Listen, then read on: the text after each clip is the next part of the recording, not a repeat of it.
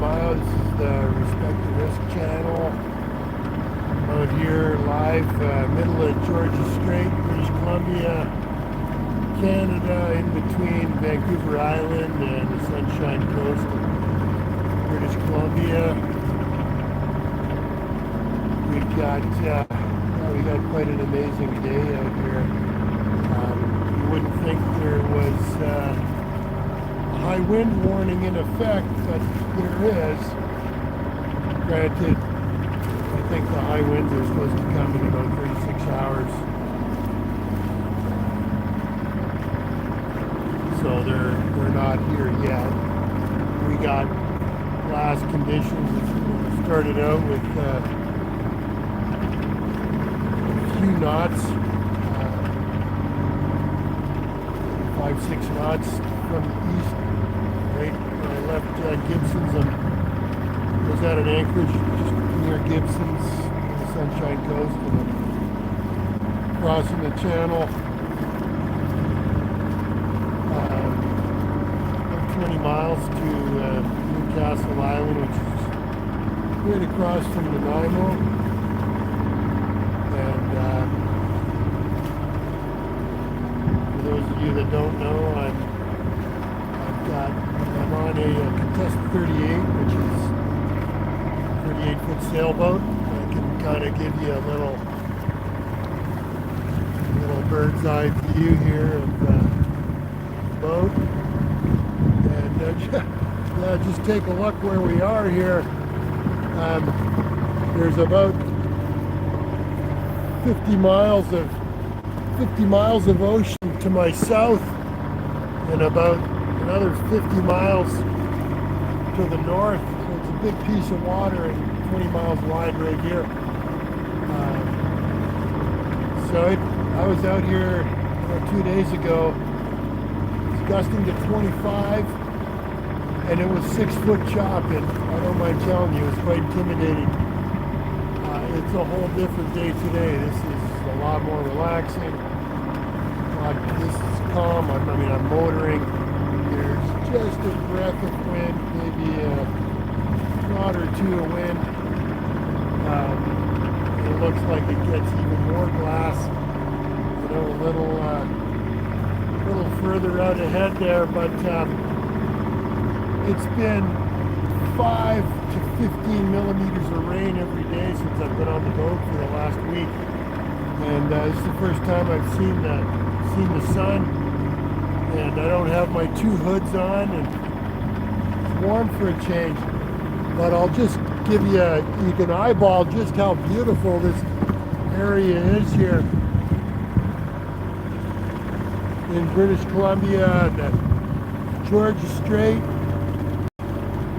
just north of Vancouver, which is, if you're not from around here, Vancouver's, 3 million people or something. It's actually, you can see the buildings of Vancouver down there. I don't know if you can see them in the camera, it's too far away,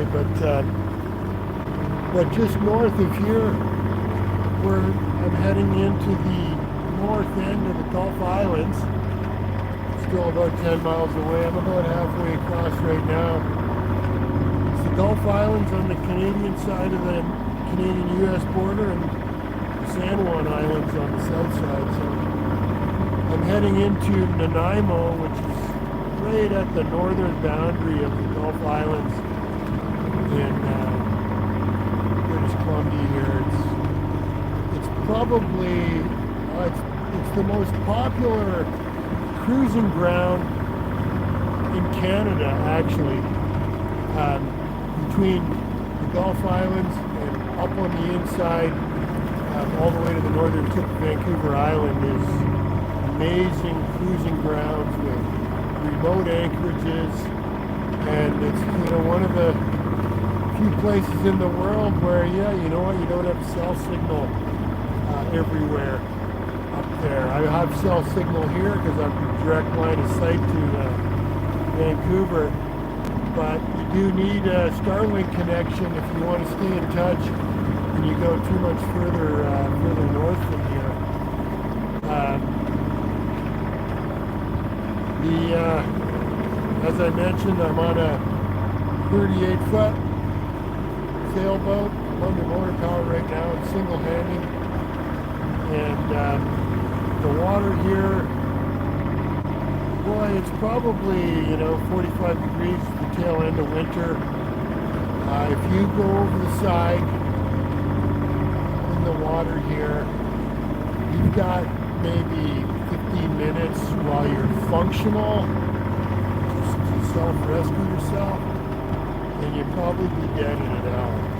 So I stay tied to the boat. Just show you here.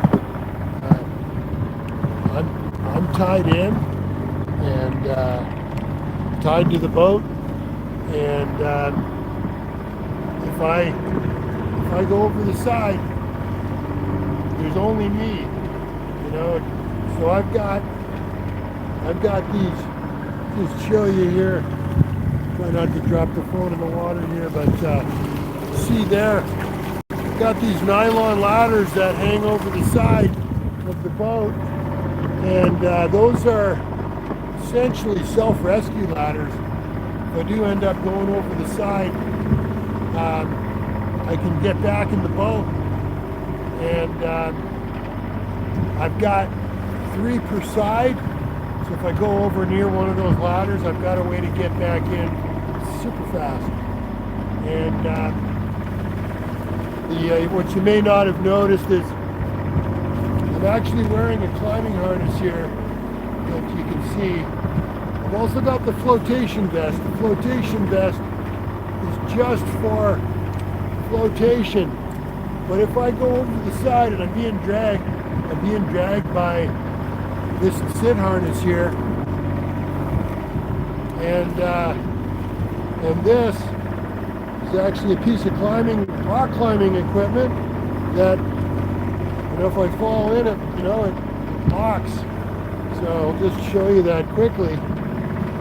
So that locks. You can see it's locking there, and then that gives me a chance to climb back aboard.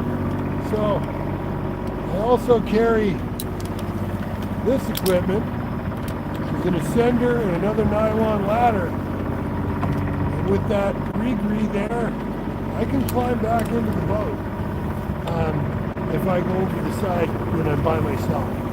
And there's a lot of people that say or suggest that if you go over the side single-handed and being dragged by the boat, that it's impossible to get back in.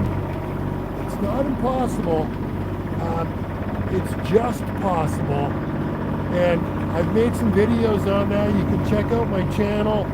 I've done a series of, man overboard drills under motor power. I'm not going to do it today.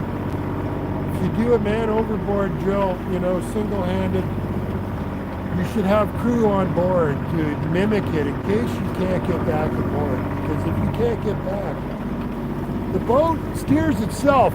This wind vane, when you're under sail, steers the boat by itself. And on the wheel, there's a wheel pilot. So I'm single-handing right now, and I'm not touching the wheel. The boat steers itself. So if I go over the side and I'm not tied to the boat will just disappear. I'm doing 5 knots, and if you go over the side and you're not tied to the boat, there is no chance that you're going to get back. So stay tied to the boat. Stay tethered. Keep your tether short so that you don't go over the side in the first place. But if you do, in the worst case, you need to have a way to get back aboard. If you go over the side, and you don't have a communication device, the cavalry's not going to come in time. They'll probably be functional, as I said, for 15 minutes. You'll be, incapacitated in a half an hour. You'll probably be dead in an hour in this cold water up here. We're at a latitude of, 49 degrees here. water's cold. It's still winter. You can see how I'm dressed here. This is not the Caribbean. There's still snow in the mountains behind me there. I'm sure you can see. Actually, just on a footnote, from here you can actually see the lights of Whistler and Squamish, the Whistler ski area from here at night, which is out of interest. But yeah, back to, going over the side single-handed,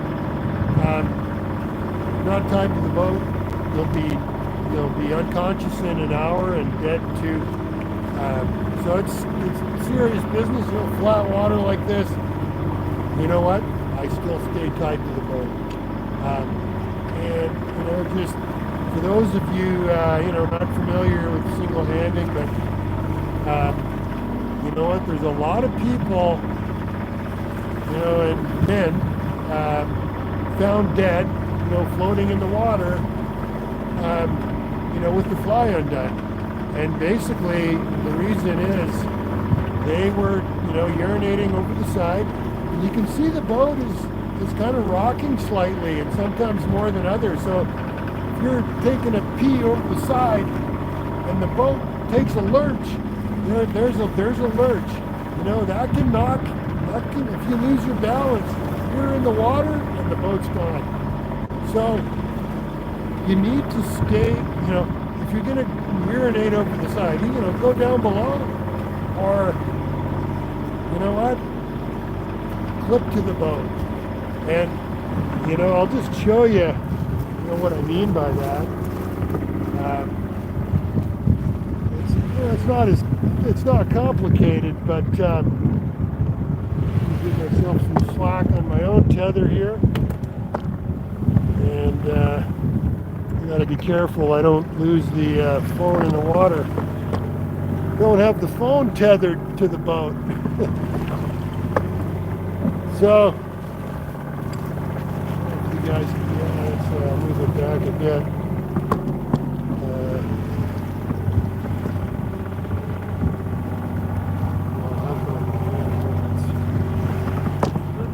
I gotta be careful I don't lose my own phone over the side. There we go. That should work.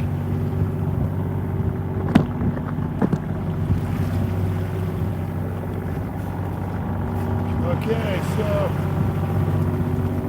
it's not perfect. So basically, you gotta clip yourself in. You wanna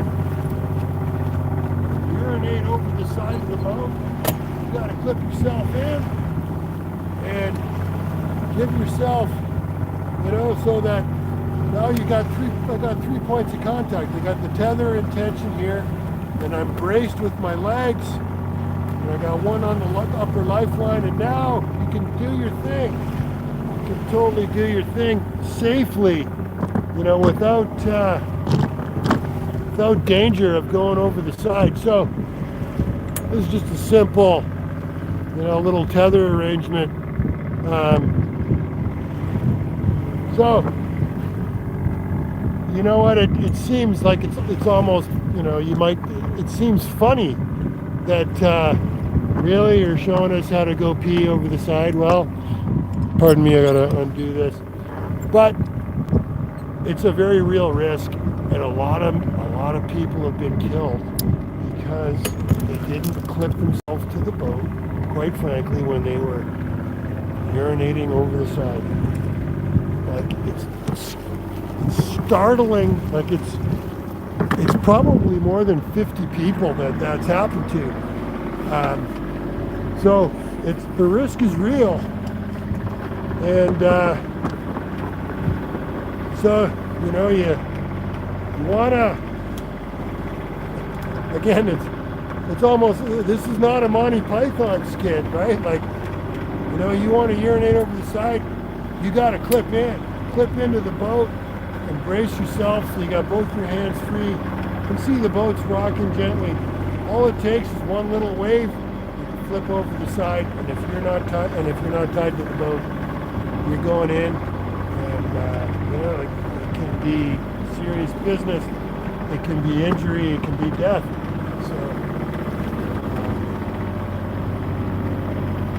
those of you, I don't know, some of you might have just joined. My name's Steve DeMaio. This is the Respect the Risk channel. I'm crossing Georgia Strait here. It's a 20-mile crossing, kind of from east to west, from the Sunshine Coast to Nanaimo. It's a 20 nautical miles, so around 30 kilometers. And it's big water here. I got 50 miles of open water this way and 50 miles of open water this way. Current runs in here, probably around a knot, maybe a little more. And when the wind blows in here, I was out here, 48 hours ago, and no exaggeration, it was chop height was 6 feet, so almost 2 meters, with 25 knots of wind, wind gusting to 25, and the bow is bouncing around like hell, and it's quite something. Anyway, if any of you have any questions, feel free to ask. I can read your questions on the screen if you have some. By all means, happy to answer questions about sailing or single-handed. There is a high wind warning in effect. Right now, you wouldn't know it, given how calm conditions, but I think it'll be a different story kind of 24 to 36 hours from now. Right now, this is the nicest weather I've had all week. Beautiful day, beautiful country. I'll just give you a bird's eye view here of what it's like out here right now.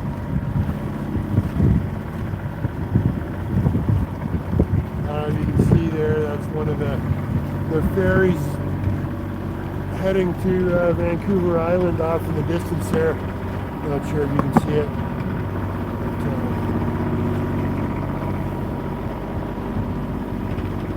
But, the Contessa, this boat is the big sister of the Contessa 32.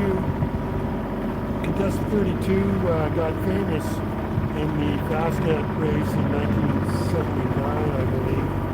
It was the only boat in its class to finish. So this is a stretched Contessa 32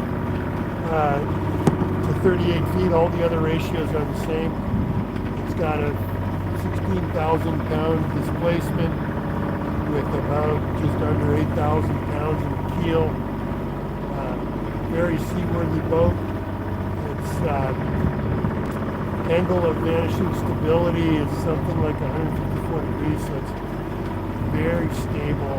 For those of you that don't know, that angle of vanishing stability is if a boat is upright, that's 0 degrees, and then at 154 degrees is when, beyond that, the boat's more stable upside down. But between 0 and 154, the boat will pop back up within, a couple of minutes if it rolls.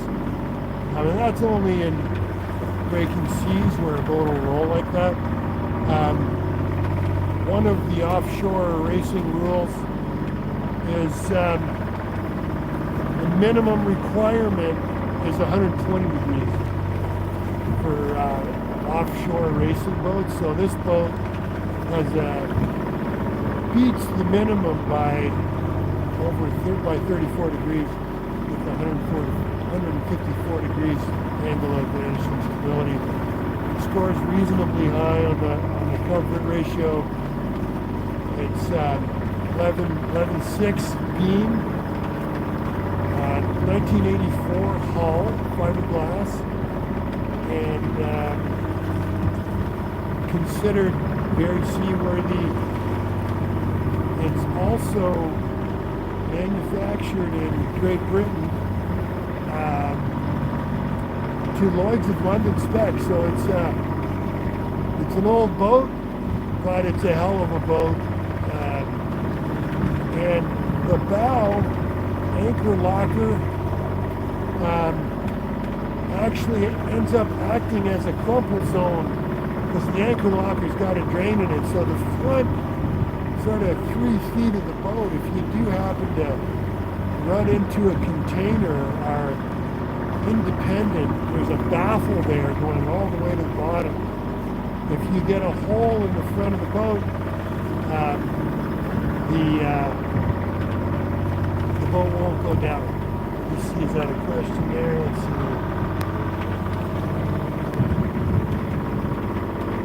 Yeah, by all means, if anybody's got any questions about the boat or single-handed or sailing. I've been sailing for 45 years, actually longer, 47 years. 1978, I started sailing in dinghies on the Great Lakes. And then in the 2000s, I started doing ocean sailing. I've done with crew. I've done a trip from Bermuda to the British Virgin Islands. I've done Maui to Victoria with crew. I've single-handed around Vancouver Island in my Contessa 26 prior boat. I also single-handed from here down to Cabo San Lucas in 2013. So yeah, in 3 stages. That's a long time ago now. I went from here to Newport, Oregon in the first leg, Newport, Oregon to San Fran, San Diego to Cabo San Lucas, which was the longest leg. It took 8 days. Quite an adventure, engine trouble, etc.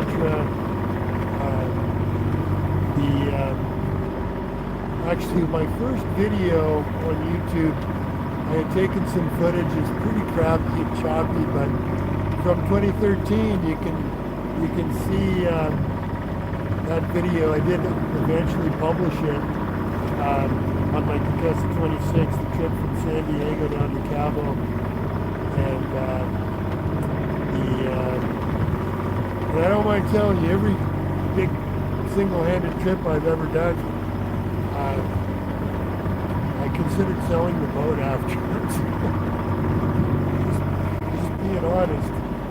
And then, so I was down there 2013 and was planning to take the boat to La Paz. Did a trip up there and my rudder pintle snapped, so I had to return to Cabo, get it repaired. And then the hurricane hit December 2015.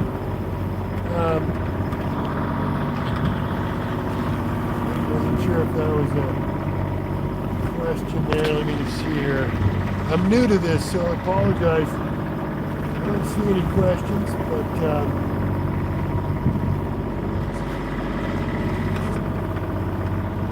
so yeah, the hurricane hit in 2015 in December, and the boat came out the other side intact, but it didn't, and the dock broke. You can see here. Okay, questions about your gear. What could pull? Why is that disappearing on me? Okay, here we go. What cold runners? Pants we're wearing, how many gallons of fuel on deck? These are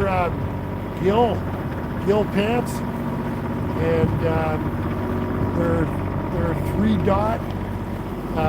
This jacket is not gill, so it's not precipitating. I have a gill jacket as well. These are gill bibs, and I've got 2 layers of fleece under these. Underneath, we'll just go back to the camera view here.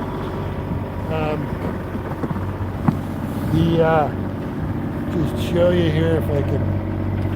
So yeah, I'm wearing a couple of layers of fleece underneath the gill bibs, and okay, radar alarm.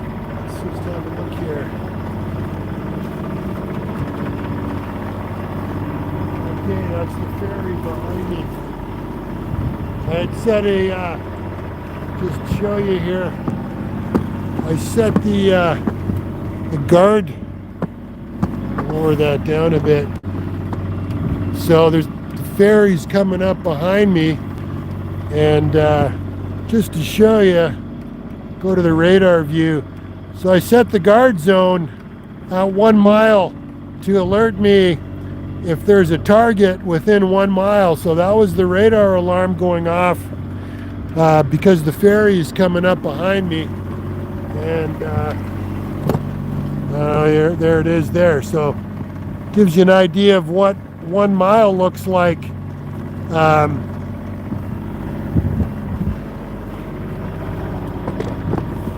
Let me just raise that back up. The other question, yeah, the jerry cans, they are for passage making. I'm not going that far, right now. I live in Calgary, the boat's in Maple Bay, and I don't have any storage for them here, so I just keep them strapped on the deck. And then if I do go up island, I don't have to worry about finding fuel if I'm doing a longer trip. So we're not. If I when I went to San Diego, and I had extra jerry cans, and you'll see. I may do some longer trips. Again at some point. I'm just gonna shut off that radar alarm.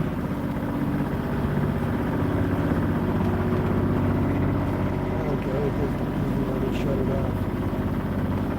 There it goes. Go back to the nav chart.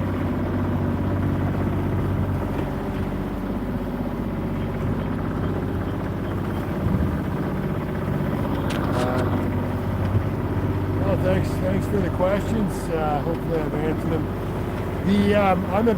I'm not sponsored by Gill, but I'm a lifer for Gill.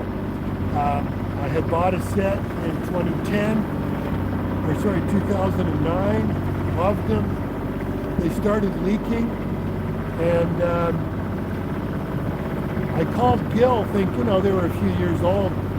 And I called Gil and said, hey, is there some treatment or something that I need to give these? Because I was getting wet inside. And they said, well, you're 3-dot. They don't leak. I'm like, well, they're leaking.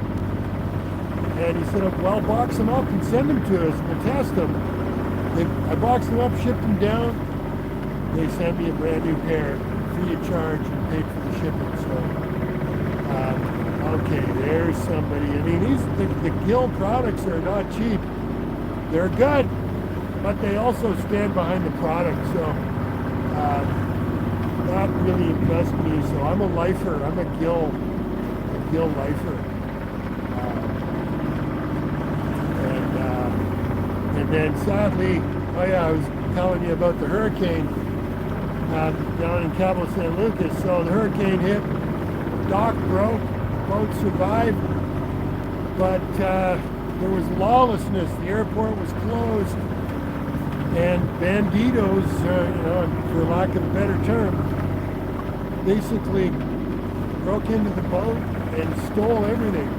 They stole everything that wasn't tied down. They took my electronics, they took my life raft, they took my dinghy, they took my sails.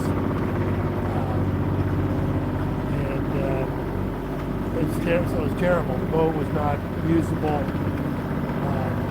and I couldn't sail back.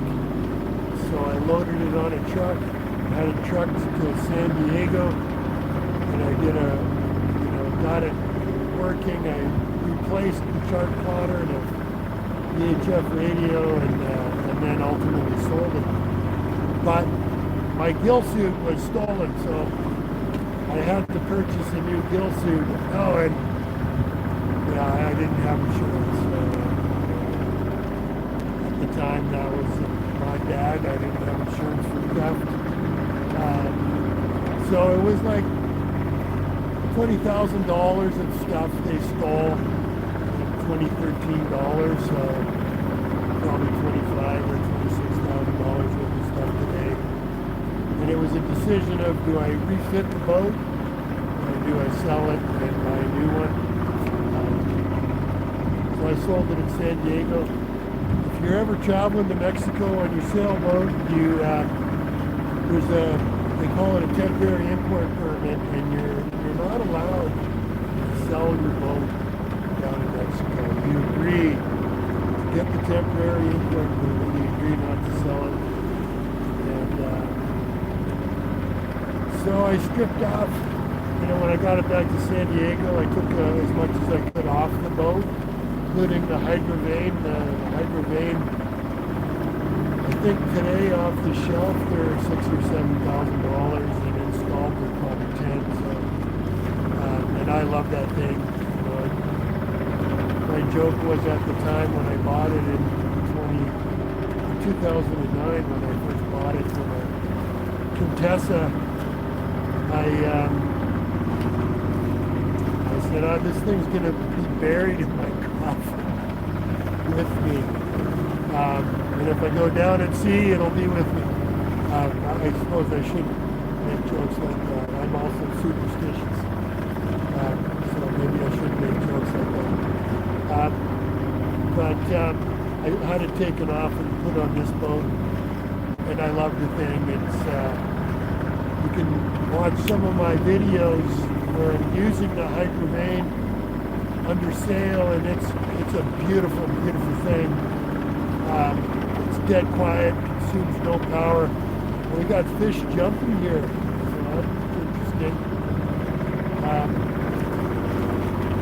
They keep jumping. I'll show you here. They're fairly close too. Those of you that just joined, I'm in the last 5-10 miles in a Georgia Strait crossing, which is in British Columbia, Canada, in between Vancouver Island and Maine coast and the Sunshine Coast of British Columbia. We do have a beautiful day here. You wouldn't know it that there's a strong wind warning in effect, so sadly, apologize, it's not that exciting. We're not under sail. That being said, it was so outrageous out here 48 hours ago, 6-foot chop, and 25 knots of wind. The boat was bouncing around like hell. There was no chance to do a live broadcast. In fact, it was challenging just using my GoPro out here, 48 hours ago, trying to get some film, some footage. I did do a 3-minute video that I published a couple days ago, so you can watch it. I was, hey, there you go, a little bit of a roll from that ferry chop. Don't want to lose my camera or lose my phone over the side.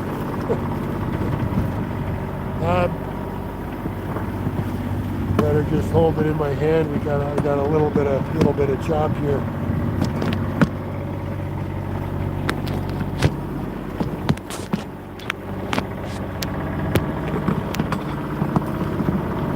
Sorry about the mucking around here. I haven't done a lot of this, so I haven't got this system dialed. But there we go. I'm hand holding it now, so there's less chance of it going over the side. It's not zero, but there should be less of a chance.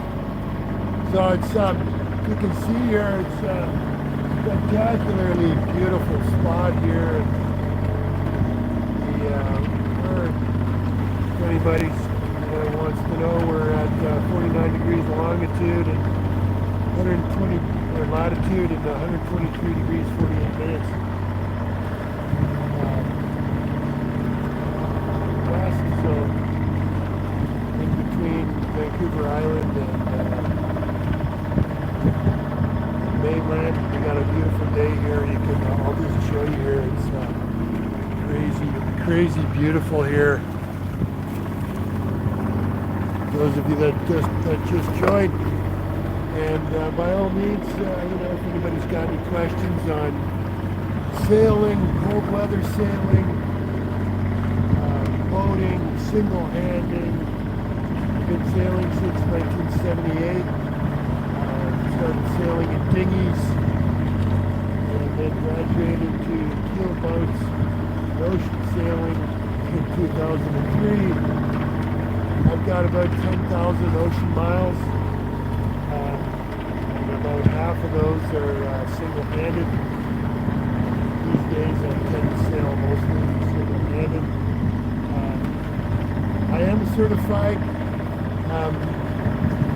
Canadian Recreational Yachting Association instructor, and I passed the course. I also have my Yacht Master Ocean with the Canadian Recreational Yachting Association. I also have my Canadian Yachting Association bronze level 5 it is now. And I'm also certified under CYA for coastal navigation as well. Just by happenstance, I challenged the test under the Canadian Yachting Association as well. So I am certified as an instructor. I do teaching informally, and it is kind of funny, that I think when we graduated from our instructing course, my instructor, Jack Dale, said, yeah, welcome to the British Columbia hospitality industry, which is pretty funny, and it's true. If you want to be a sailing instructor, you got to remember people are on vacation, and they want to have fun, and so, yeah, I'm a certified instructor, and don't hold it against me, but I realized that, I just don't like people that much. Like, in all honesty, I'm not saying I don't like people, but if you're an instructor, you got to be on the ball, 24/7 for however long you got people on the boat.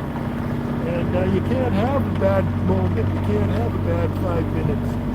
And on a 38-foot boat, there's no place to hide. And I'm an introvert. Okay, I re-energized by being by myself. Yeah, big surprise that I sail single-handed most of the time. But you know what? When I thought about having 1, 2, 3 paying clients on the boat for a day or 2 or 5 or a week, you know what? It triggered. I'm just being honest. It triggered. It triggered an anxiety response. So, I'm happy to help people learn.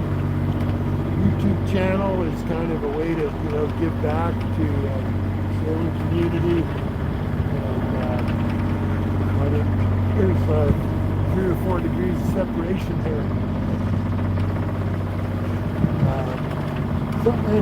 And I do love teaching. When I do have people on the boat, friends or otherwise, I do enjoy it.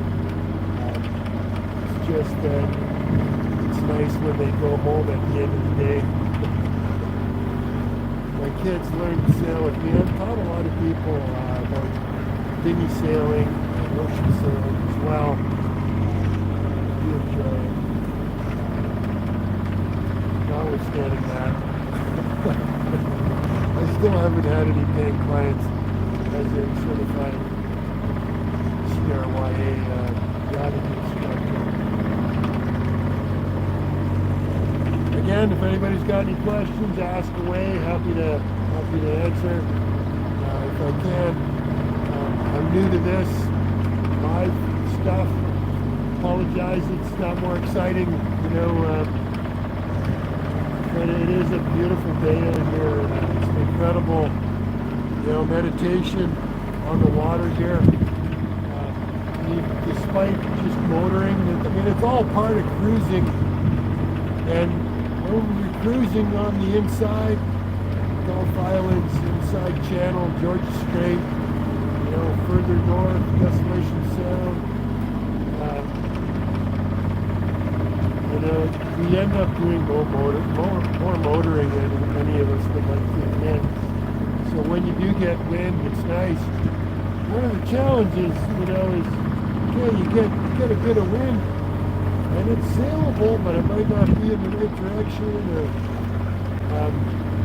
So in some ways, when you want to work on your sailing skills, it's almost like pick a central location that you're going to enjoy, and then sail in whatever wind you have, and don't worry about getting somewhere. Often, you're trying to get somewhere.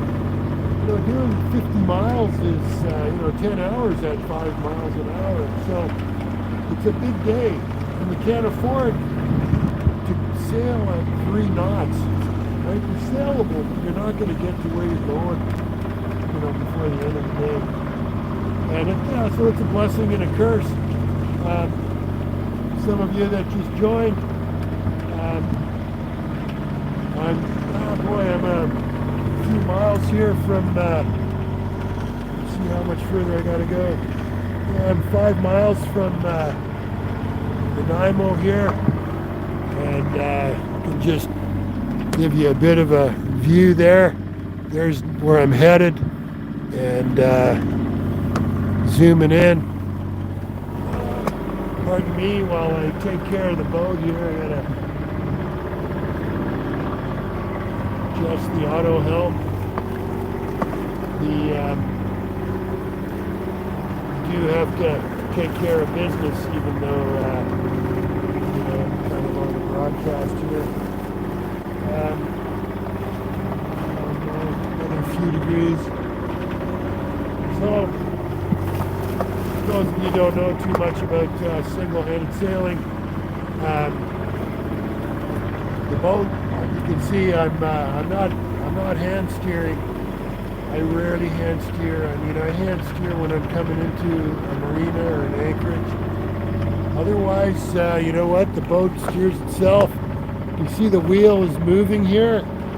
That's the wheel pilot. And that's what I use when I'm motoring, the wheel pilot. And just going to apologize for the mucking around. I'm just going to adjust this a bit. And then the wind vane is what you use when you're sailing. That's kind of the big red thing on the back of the boat there.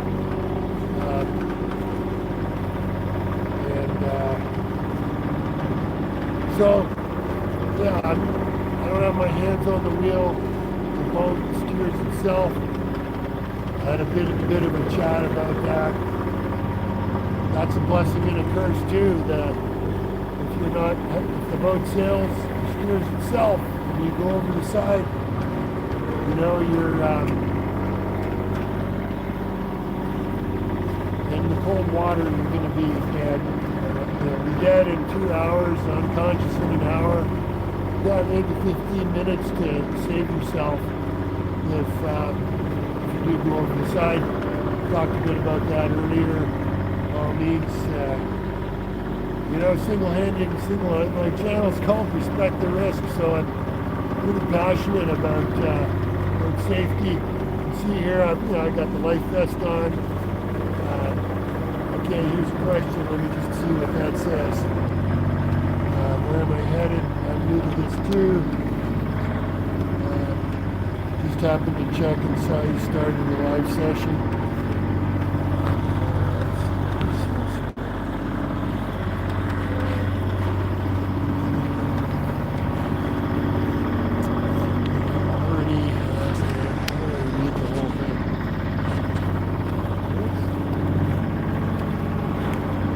Sorry about this.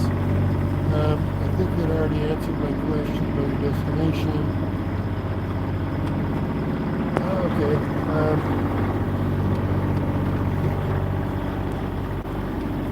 Apologize, I'm new to this. Oops.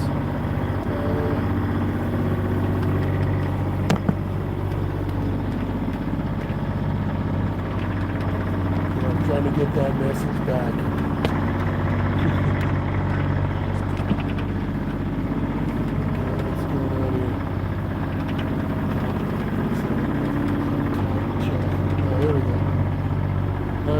wondering what my plans are, duration activities.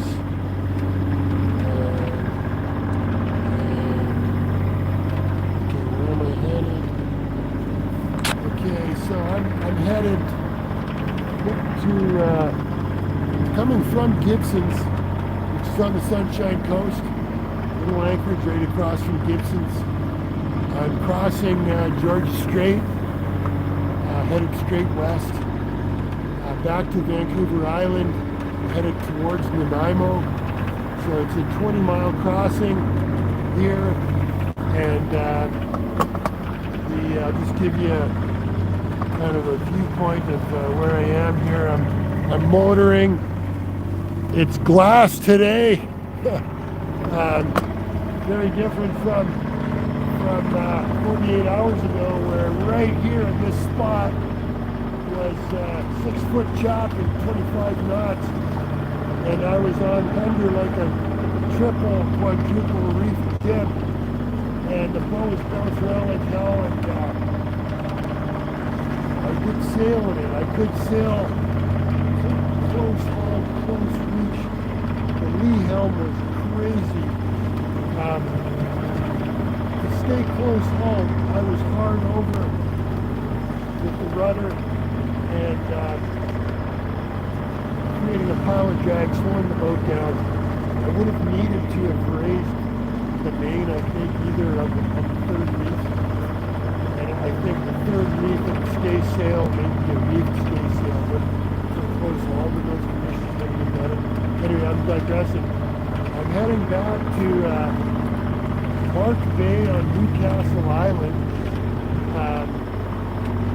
which is just across from Nanaimo, which is the northern tip of Vancouver Island, and I'll just show you here if I can.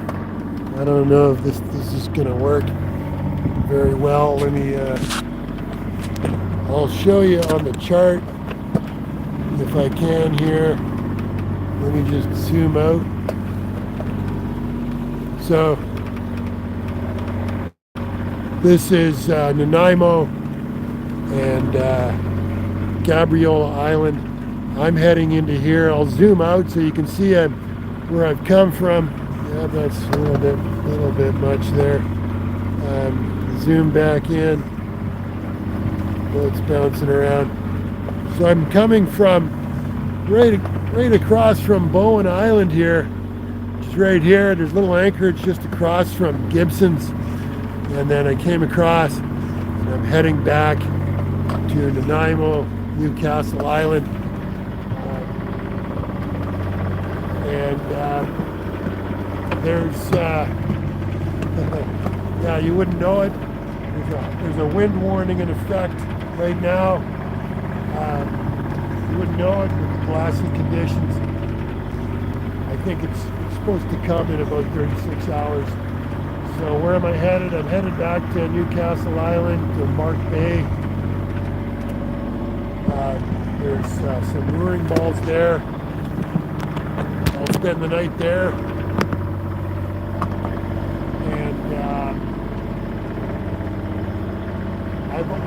And I also work from the boat. So I mean, I live in Calgary. I work as a executive in the resource space. Kind of half to full time, but I can work from the boat. Got the Starlink aboard, and so tomorrow I've probably got a pretty full work day as it goes. So I'll spend the night here. I've got a work day tomorrow. I might be able to, there's supposed to be some reasonable sailing wind, which is one of the reasons I like Mark Bay is it's 15 minutes from Georgia Strait, so I can tuck around and be protected in all weather, but then I can come out here and have open water in Georgia Strait, potential for a 20-mile crossing, 50 miles of open water to the north, 50 miles open water to the south. So it can be incredible sailing out here. It can also be crazy as well. We'll probably do some sailing tomorrow afternoon after my work day, and then there's a high wind day coming on Thursday, and yeah, we'll see. If I'm feeling rammy and aggressive and confident, I may come out and have another session in some high wind. Maybe I'll even get my third reef in my jib, which I've never had to do. Or maybe I'll rig my stay sail, which I expect the stay sail would produce less lee held in those conditions I was in, 2 days ago. Because it's closer to the center of lateral resistance. So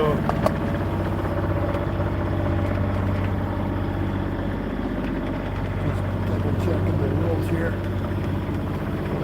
Coming into the harbor, so make sure. While I'm chatting here, I'm actually paying attention to other boats and hazards.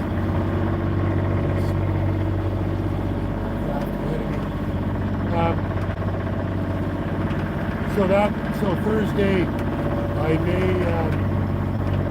may come out and play around out here, and then I'll decide. I don't have anywhere in particular to be, but I'll probably make my way back to Maple Bay, where is my home marina, probably on Friday. Friday to Saturday, and then I'll head back to Calgary. So I've got a few more days on the boat here. And yesterday I made the crossing, pouring rain, no wind. I was hoping I'd get a good sail back today. Nevertheless, it didn't happen. That being said, I've got this beautiful weather out here, and again, if any of you see that we got a couple of people on the call still, it is just gorgeous out here. The Georgia Strait, just outside of the Gulf Islands. That's one of the Gulf Islands right there. That's Gabriola Island. And behind me is the Sunshine Coast mainland. If you're a skier, you probably heard of Whistler. From here, you can see the lights of Whistler at night on the ski hill. So I think you can see it on the screen there, but there's still a heck of a lot of snow. And you can see clouds over Vancouver Island there. You're not blinded by the sun. There's some weather coming. So I'm really enjoying having some sun here for a change. I've had maybe 20 minutes of sun all week on the boat here. To a small craft in a balloon. If it's a whale boat, I saw some orcas in the Gulf Islands a couple days ago, and so I'm wondering if that's a whale boat. So that would be quite exciting, actually, and I'll be sure to show you if it is. Now, there's rules for those of you who don't know. You're not allowed to approach orcas. You got to keep your distance. I'm not sure if this is a fishing boat or if it's a whale boat. It could be either. It would be cool to see the pod of orcas. I often do see them here, along with bald eagles. The other thing, a couple nights ago, I was rafting in Clan Bay in the Gulf Islands, I was anchored in Clam Bay in the Gulf Islands on Venus Island, and there was 2 rafts of sea lions, which was pretty cool. I've never seen that before. And the sea lions so they were in the water floating, all hanging out together, and they do that for social reasons. They do it for protection. They do it when they're calving, or they do it during mating season as well. So I didn't know that. I had to look it up. I'd never seen it before. So it's interesting to see the sea lions, and they were 7,500 meters away from me in Clam Bay there on anchor.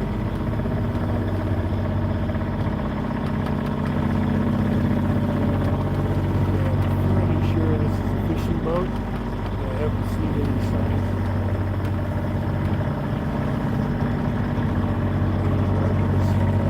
Killer whales, so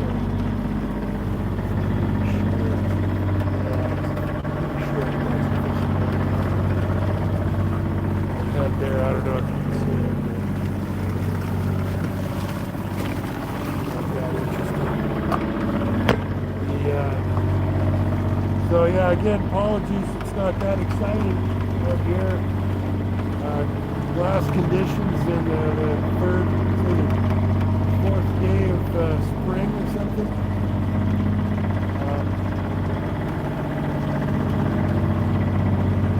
Anyways, coming into port here. I'm going to sign off shortly. If anybody's got any last minute questions they want answered, happy to answer them. Otherwise, yeah, thanks for joining in. And let me just see if there's any other questions here.